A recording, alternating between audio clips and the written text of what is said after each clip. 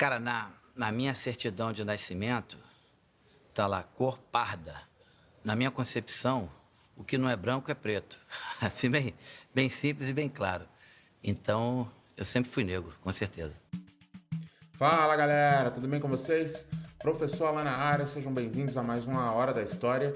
E nesse segundo bimestre a gente começou a trabalhar sobre Brasil, não foi? História do nosso país, república e tudo mais. Galera, não tem como falar desse Brasil sem falar da nossa gente, sem falar do nosso povo.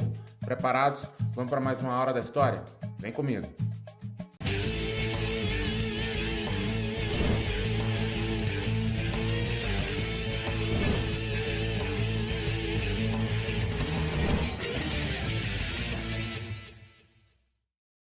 Não tem como falar da história de um lugar sem falar do seu povo, sem falar da sua gente. Pois é, nas últimas aulas de história a gente começou a trabalhar sobre o início da República, não é verdade? Pois é, falamos de oligarquias, falamos de coronéis, de eleições, falamos até de fazendas de café.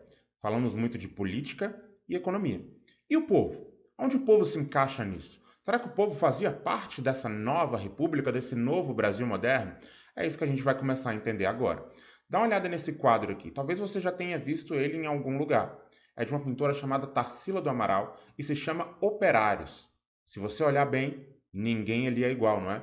Chama atenção a diversidade das pessoas que a pintora retratou. Isso é o Brasil. Um país de muitas cores, um país de muitas crenças, um país de muita cultura e super diversa. Hoje vivemos num país muito populoso, mais de 250 milhões de habitantes.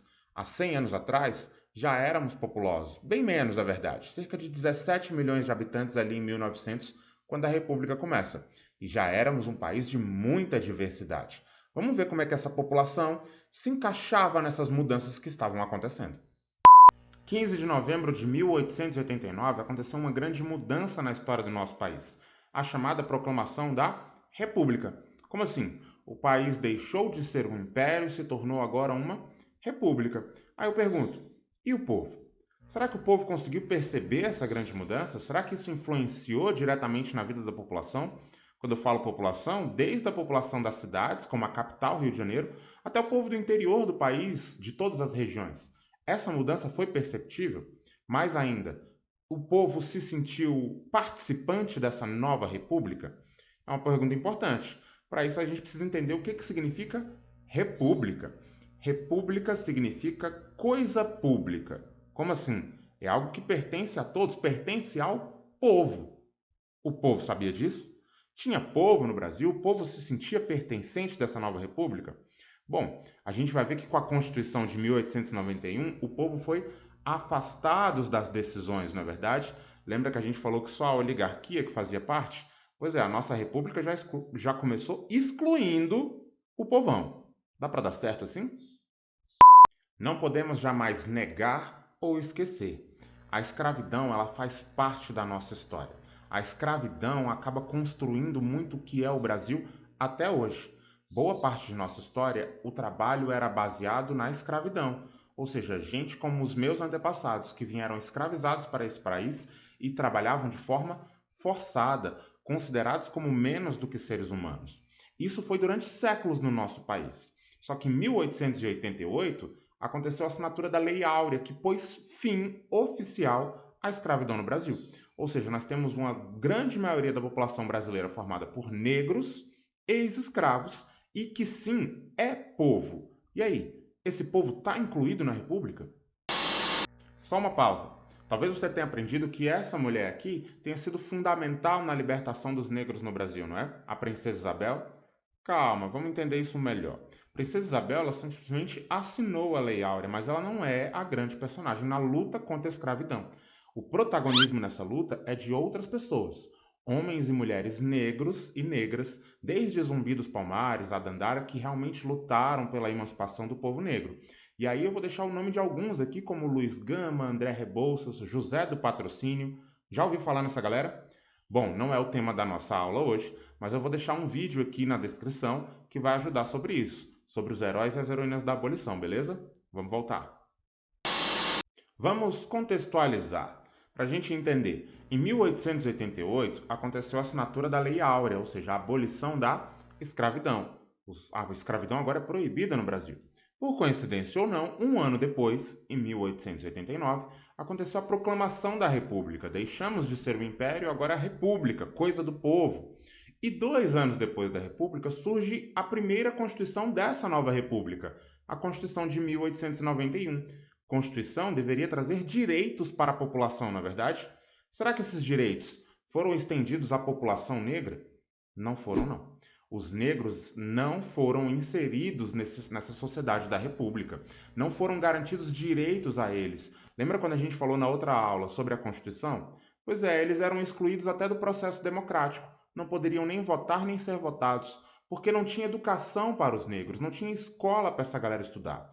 Vamos pensar, boa parte deles, recém-libertos, ex-escravos, que abandonaram as fazendas de café onde trabalhavam e foram tentar a vida nas cidades. Chegando na cidade, não tem nem emprego de qualidade, nem educação para eles. Essa galera foi marginalizada. Essa galera foi considerada como criminosos. Tudo relacionado à cultura negra foi colocado de lado. Criaram até uma lei, a lei da contra-vagabundagem. Todo mundo que era encontrado na rua sem fazer nada era taxado de vagabundo. A palavra era exatamente essa. E iam presos por isso. Ou seja, essa galera não tinha nem exatamente onde morar, nem como trabalhar, nem como estudar, ou seja, eles foram expulsos. É como se o Brasil tivesse dado as costas para boa parte dessa população. Cruel, não é? Pois é, o nosso país, como república, ele já começa extremamente racista. E isso se refletia em vários aspectos da sociedade, até no esporte mais popular do nosso país, o futebol. Você sabia que no início de alguns times negros eram proibidos de jogar? Exatamente. Se a gente for analisar os times mais populares do Rio de Janeiro, eles eram times exclusivamente para membros da elite. Gente fina, gente de papai rico, e os negros não podiam participar. Eu tenho aqui fotos de 2 times muito populares no Brasil hoje, o Flamengo e o Botafogo. Ambos não aceitavam negros no seu início. Esse processo só foi mudar lá na frente, quando a galera viu que os neguinhos eram bons de bola. E aí vai surgir grandes jogadores, os maiores de nossa história, que são negros. Mas percebam, éramos excluídos desse processo desde o início. Acho que dá para fazer uma aula para falar só sobre futebol, não dá? O que vocês acham? Outro aspecto importante para a gente entender a formação do povo brasileiro é a imigração. Como assim? Veio uma galera de fora para ocupar o Brasil, para viver no Brasil, para trabalhar no Brasil. E de onde essa galera vinha? A maioria de países da Europa, outros de países da Ásia. Como assim? A gente viu que aconteceu a libertação dos escravos, não é? O trabalho escravo é proibido no Brasil. A elite, donos de terra, fazendeiros, até aceitaram essa parada de liberar os escravos, mas eles pensaram: e aí, quem vai trabalhar na minha fazenda? Alguém tem que botar a mão na massa, alguém tem que ir lá ralar. Eu é que não vou ser. E aí rolou uma pressão do próprio governo incentivar a imigração. Como assim? O Brasil fazia propaganda lá fora e falava: venham para o Brasil. Chegar aqui no nosso Brasil, terra maravilhosa, vocês vão ter emprego, vão ter lugar para morar, vão ter salário digno. Venham para o Brasil. Rolou essa propaganda mesmo. E muita gente veio incentivada por isso. Imigrantes principalmente da Itália, da Alemanha, que foram para o sul do país, e até japoneses vieram para esse Brasilzão para trabalhar. Teve até novela falando sobre isso. Vale a pena ver de novo. Terra Nostra. O jovem Matteo veio da Itália em busca de um sonho. É um paese novo, com pouca gente para trabalhar na terra. Voglio terra tanta. E durante a viagem, acabou encontrando na bela Giuliana a verdadeira felicidade. Stiamo chegando. Sì, E la facciamo la nostra vita. Noi due. noi due, amore mio. Mas para recomeçar a vida no Brasil, esses imigrantes vão precisar de muita coragem. Vamos falar de terra, que ele prometeu e que estão nos contratos. Terra para nós plantar as nossas roças. Esse processo de imigração ele foi tão grande, tão forte, que veio muita gente para cá. A cidade de São Paulo, por exemplo, no início do século XX, ela foi povoada por uma galera de diversos outros países. Muitos italianos se fixaram em São Paulo, muitos japoneses, os alemães montaram colônias no sul do país, ali em Santa Catarina, Rio Grande do Sul, Paraná. Ou seja, essa galera acabou trazendo a sua cultura para o Brasil e formando um pouquinho do que é o povo brasileiro também. Só que a gente precisa pensar, quais eram os reais objetivos do incentivo à imigração. Por que o governo estava incentivando essa galera a vir para cá? Bom, vamos lá, vamos entender. Foram os dois principais. O primeiro, substituir a mão de obra escrava. Trazia essa galera para trabalhar exatamente nas fazendas de café. Trazia essa galera para substituir o escravo que agora não tem mais. Agora ele é liberto. O negro liberto, ele não quer nem saber de fazenda mais. Ele foi para a cidade. E aí vieram os imigrantes. Vieram, por exemplo, os italianos para trabalhar lá. Só que esse não era o único objetivo. Existia um objetivo bem forte por trás, que era o branqueamento da população. Como assim branqueamento? Exatamente, é o que os cientistas da época chamavam de eugenia. Nessa época, a galera acreditava fortemente em teorias racistas. A gente falou isso lá no neocolonialismo, na verdade? No Brasil também se acreditava nisso. Eles acreditavam que os brancos eram naturalmente superiores. Isso é uma balela, isso não existe, isso não é ciência, isso é puro racismo. Mas na época se acreditava nisso. E qual era o objetivo?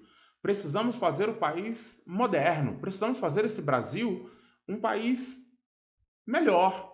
Como a gente pode fazer isso? Com essa população de negros não dava, era o que acreditavam os governantes brasileiros. Por isso era necessário embranquecer a população. Ou seja, vamos trazer essa galera de países majoritariamente brancos, italianos, alemães, para que se eles se estabeleçam aqui e aos poucos, ao longo das gerações, a população brasileira vai ser branca. Esse era o objetivo. Aí eu pergunto para vocês, esse objetivo racista lá do início da nossa república, deu certo? Conseguiram embranquecer a população? Não. Na verdade, saiu uma nação miscigenada. Na verdade, saiu o que a gente entende por Brasil hoje. Lembra aquele quadro lá que a gente mostrou no início? Gente de todas as cores? Pois é, o imigrante fez parte da vida do Brasil, assim como o negro continuou fazendo parte, como o indígena também. Ou seja, esse objetivo racista de embranquecer a população não rolou aqui. Aqui é Brasil. É isso, galera. Na aula de hoje a gente falou de dois importantes aspectos na composição do povo brasileiro. Na próxima aula a gente vai ver que esse povo até poderia estar distante das decisões políticas, mas nunca foi pacífico.